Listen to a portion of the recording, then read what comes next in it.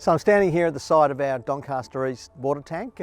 We have about 70 water tanks in our area. This is the biggest. It's been here for over 50 years and can hold actually 11 Olympic-sized swimming pools worth of water.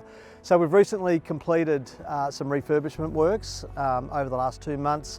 The tank was being affected by the pine needles, believe it or not, from the local trees, and they were starting to affect the surface of the tank, so we needed to do refurbishment works, and it's coming up a real treat. The team have done a really good job at restoring this tank, and they did a really great piece of work with the local community to minimise noise and disruption. And as part of the refurbishment works, we also put in over 350 native plants, and really obviously with the intention that those trees and plants grow and they attract local wildlife, particularly birds, and make it a great place for the local community as well.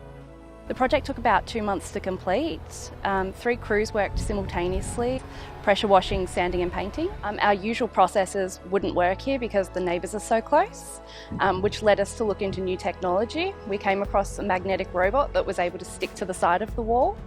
It enabled us to complete the work to a high quality while keeping the noise down and the dust low.